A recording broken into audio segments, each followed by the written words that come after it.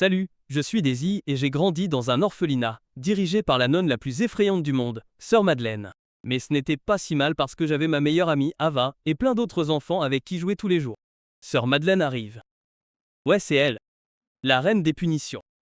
Notre gardienne pas très aimante. Trop tard. Je t'ai vu. Dit Pompe. Vous toutes. Daisy, t'en as 20. Quoi? Ce n'est pas juste. Oh, je réponds. Disons 50. C'est elle qui me détestait le plus. Probablement parce que j'étais la seule à avoir eu le courage de dénoncer son comportement louche. Comme cette fois, où elle nous a donné un repas digne de fourmis. Sœur Madeleine. Notre nourriture est vraiment petite.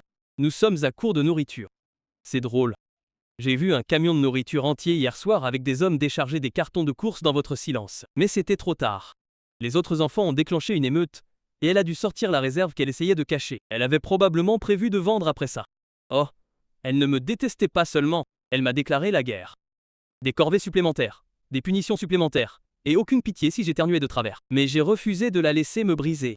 Je me suis accroché à mes rêves. Rêve numéro 1, visiter Disneyland. Rêve numéro 2, devenir la détective la plus cool du monde. J'étais déjà une pro pour flairer les secrets. Une fois, j'ai aidé Ava à attraper la personne qui n'arrêtait pas de laisser des chaussettes puantes sur son oreiller. J'ai eu 3 biscuits et une standing ovation. Mais d'abord, je devais quitter cet orphelinat. Il me fallait juste une famille bienveillante pour m'adopter. Et c'est quelque chose que Sœur Madeleine a essayé de faire en sorte que cela n'arrive jamais. Chaque fois que quelqu'un voulait de moi, elle l'effrayait avec des mensonges. Elle parle trop. Tu ne dormiras jamais. Elle se bat avec les autres enfants. Elle a mené une émeute la semaine dernière. Un par un, chaque couple changeait d'avis sur mon adoption. Une fois, ces mensonges ont échoué. Elle a eu recours à quelque chose de plus sinistre. C'est arrivé quand j'avais 16 ans. Une jolie dame est venue me voir pour adopter, et elle m'a choisi. Comme d'habitude, Magdalene a commencé par son déluge de mensonges. Elle? Oh non. Elle mange comme une folle, fait la sieste comme une paresseuse et des trucs disparaissent quand elle est là. Des mensonges. Ce ne sont que des mensonges. Elle peint même des choses dérangeantes. J'adore ça. Je suis une artiste aussi. Tu es spéciale, ma chérie. Appelle-moi maman. Maman? Je pensais que c'était enfin arrivé. Un vrai foyer. Une vraie maman.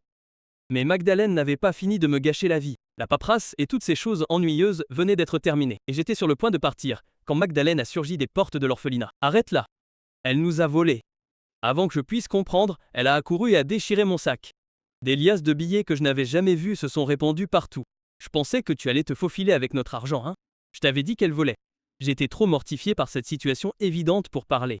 Et comme ça, ma nouvelle mère est partie de là sans moi. J'ai pleuré pendant des heures. Une autre occasion de faire partir une famille. Je jure que je ne volerai jamais. Maintenant, personne ne voudra plus jamais de moi. Tu ne resteras pas ici éternellement. Un jour, l'un de nous sortira, et nous reviendrons chercher l'autre. Promis? Elle a noué un bracelet fait main autour de mon poignet, un tout petit fil tissé, mais on aurait dit une armure. C'est devenu la chose la plus importante que je possédais, un symbole du pire jour de ma vie et le meilleur ami qui m'en a sorti. J'ai juré de ne jamais l'enlever, et de ne jamais cesser d'espérer. Mais les mois ont passé, et personne n'est jamais venu nous chercher. J'ai commencé à croire que Madeleine avait peu moins à être gagnée, jusqu'à ce que le destin se souvienne enfin de moi. J'étais en train de faire une course pour aller chercher des restes, dans un restaurant voisin pour les chiens de l'orphelinat, lorsque je suis tombé sur une scène. M. Hensley, le gentil propriétaire du restaurant qui nous nourrissait parfois gratuitement, avait des ennuis. C'est scandaleux. Un cafard dans mon repas. Je demande réparation ou il se fait arrêter et fermer. Monsieur, vous pourriez être accusé de graves infractions sanitaires. Quoi? C'est impossible. Nous avons une cuisine propre. Ce doit être une erreur. Ce ne sont pas mes affaires. Mais vous n'avez remarqué le cafard qu'après avoir nettoyé votre assiette. Qui êtes-vous? Juste quelqu'un avec des yeux qui fonctionnent et un nez qui peut flairer une arnaque. À ce moment-là, mes yeux perçants ont remarqué quelque chose qui sortait de la poche de chemise de l'inspecteur. Un cafard? Ah! C'est donc de là que ça venait. L'inspecteur sanitaire a tenté de se défendre, mais la vérité était déjà claire. Vous êtes en état d'arrestation pour avoir déposé une fausse déclaration et fait perdre du temps à la police. Cela semble être un coup monté. Désolé pour le dérangement. Vous venez de sauver mon entreprise, peut moins être même ma vie. Vous venez de l'orphelinat, n'est-ce pas? Bien sûr que oui. Je pensais que c'était la fin. Je n'avais aucune idée que ma gentillesse changerait ma vie. Le lendemain, M. Hensley s'est présenté avec sa femme à l'orphelinat. Je pensais que j'avais peu moins être des ennuis, mais au lieu de cela, Daisy a sauvé mon mari hier. Nous sommes prêts à tout pour l'adopter. J'ai aperçu Sœur Madeleine serrant la mâchoire, le visage crispé par la fureur. J'ai tout de suite su que ce projet d'adoption était voué à l'échec. Elle leur a dit que j'étais somnambule, allergique aux animaux, que j'avais déjà mordu un enfant, que je parlais trop, que je causais des ennuis, que je cherchais toujours à redire, que des mensonges. Je n'ai même pas pris la peine de me défendre. Mais à ma grande surprise, il s'en fichait. Nous la voulons toujours. Son courage nous a profondément émus. Et c'est comme ça, mesdames et messieurs, que j'ai été adoptée. Une chambre pour moi toute seule. Plus besoin de la partager avec une centaine d'autres enfants. Alors que je savourais joyeusement cette joie retrouvée et zen, j'ai été soudainement surprise par un étrange jeune homme, juste en face de moi. Donc, vous êtes le cas de Charité qu'ils ont ramené à la maison. Ravi de vous rencontrer. Apparemment, ils ont omis de dire que je n'avais jamais accepté cette adoption. Alors, surveillez peut moins être vos arrières. Oui, ils ont mentionné avoir un fils de mon âge. Ce qu'ils n'ont pas dit, c'est qu'il avait l'attitude d'une vieille dame grincheuse. 2 semaines plus tard, j'ai réalisé que le mot « vieille dame grincheuse » ne suffisait même pas à décrire Derek. Ses parents, mes nouveaux parents, étaient géniaux, mais lui était le diable dans le corps d'un adolescent. Il m'a fait des farces pour me faire quitter cet endroit. Il a versé de la teinture dans mon shampoing pour que mes cheveux deviennent roses, il a caché une grenouille dans ma nourriture, et il m'a même collé la poignée de porte à la main. Pensait-il vraiment que ces tours de gamin me feraient abandonner? Surtout après tout ce que j'avais traversé pour avoir cette chance. Je pensais pouvoir supporter les pitreries d'un garçon rebelle. Mais les choses ont commencé à aller trop loin, et je n'en pouvais plus. Nos parents travaillaient toute la nuit au restaurant, et j'étais seul à la maison avec un crétin qui essayait de me concentrer sur mes examens d'entrée, jusqu'à ce qu'il décide de me causer des ennuis. Quel genre de conneries lisez-vous? Donnez-moi ça ou quoi? J'ai tendu la main pour entrer, et à son tour, Derek a retiré mon bracelet d'amitié. Rendez-moi mon bracelet. Oh, le bracelet est-il plus important que le livre? Rends-le-moi. C'est trop tard. Et comme ça, Derek a déchiré mon bracelet. Tu n'avais aucun droit. C'était la seule chose que j'avais de mon amie. Retourne la voir. Elle doit mourir sans toi. J'étais plutôt prête à lui casser une dent ou deux pour lui apprendre les bonnes manières. Prépare-toi à manger du porridge pendant 1 an. Mais juste au moment où j'allais lui donner mon coup de poing, nos parents sont arrivés en courant. Daisy, Derek, Zan, ça suffit. Tu vois ce que t'as adopté? Elle est violente. Il a détruit mon bracelet. Il était tout pour moi. Derek s'est soudainement détourné, sans dire un mot de plus. Son dos était enveloppé de tristesse. C'est moi qui suis victime d'intimidation, pas lui. Daisy, calme-toi. Je vais aller lui parler. L'injustice m'a encore frappé, et je n'ai pas pu me retenir plus longtemps, alors que les larmes commençaient à couler. Il y a quelque chose que tu devrais savoir sur Derek. On aurait dû te le dire plus tôt. Quoi? Qu'il est l'apprenti du diable. Non, ma chérie. Il avait une sœur, Emily. Elle représentait tout pour lui.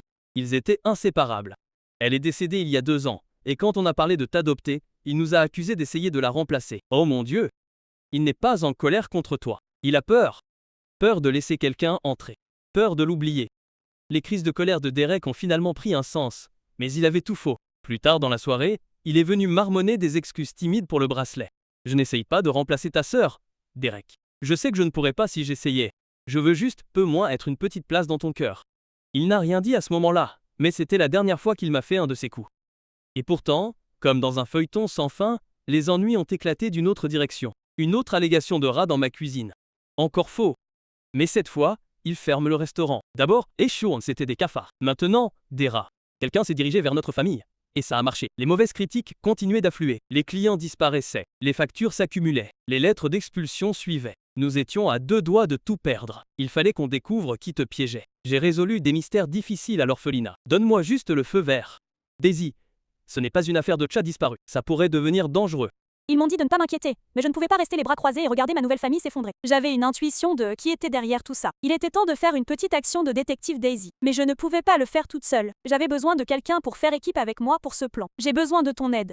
Tu te souviens du type qui a accusé papa d'avoir mis un cafard dans le riz? Je pense qu'il est derrière tout ça. L'inspecteur de la santé. Exactement. Il a mis ce cafard, et maintenant je pense qu'il est de retour pour le 2e round. Il faut qu'on le confronte. Très bien. Je suis partante. Mais ça ne fait pas de nous des amis. Ça me va. D'abord, on le traque, on découvre ce qu'il manigance vraiment. Puis on le démasque, et voilà. On est passé à l'action. Derek était plongé sur son ordinateur portable, tapant comme un fou, traquant toutes les pistes qu'il pouvait trouver. Dès qu'on a eu quelques bribes d'informations, et une photo floue du type louche, on est descendu dans les rues, déterminé à découvrir la vérité. Étonnamment, le traquer était la partie facile. Mais tout n'était pas comme il y paraissait. Encore toi? Qu'est-ce que tu veux maintenant? Laisse-moi tranquille. On le fera juste après que tu auras admis avoir saboté notre restaurant. Avoue, ou on te dénoncera pour faute. Mais je n'ai pas mis les pieds dans ton restaurant depuis ce jour-là. Je jure que M. Caldwell est le M. Caldwell. Qui est-ce? Le rival de papa. Il possède le restaurant chic à 2 rues d'ici. Parfait. Allons lui faire avouer. Attendez. Il est riche. Il a des relations. Il nous faut des preuves solides. Ne t'inquiète pas. J'ai un plan. Prochain arrêt. Le bureau de M. Caldwell. Vous avez essayé de détruire le restaurant de notre père. Mauvaise idée. Vous ne pouvez pas débarquer ici et m'accuser. Qu'avez-vous sur moi? Nous ne faisons pas de suppositions. Nous savons. Je me suis approché et j'ai claqué une épaisse pile de documents sur son bureau. Et nous avons tout enregistré dans ce dossier. Des copies d'emails, des notes vocales, des reçus vous liant à de fausses plaintes, y compris votre petit copain inspecteur de la santé. Et juste pour que vous le sachiez, quelques agents savent déjà que nous sommes là. Essayez quelque chose de drôle, vous êtes terminé. M. Caldwell transpirait à grosses gouttes à ce stade. Bingo. Alors, que voulez-vous? De l'argent? Nous ne voulons pas de votre argent sale. Nous voulons que vous blanchissiez le nom de notre restaurant ou nous porterons plainte. Nous avons obtenu des aveux enregistrés et un document signé. Nous lui avons épargné la prison, mais il n'a pas pu échapper à la disgrâce publique, car nous avons diffusé ses aveux en direct. Ce soir-là, toute notre famille s'est réunie pour regarder les aveux de Caldwell diffusés à la télévision. Tu nous as encore sauvés. Tu as fait ce que toute bonne fille aurait fait. Mais attends, comment et quand as-tu obtenu toutes ces preuves? Des emails, des enregistrements, des reçus. Pas moi.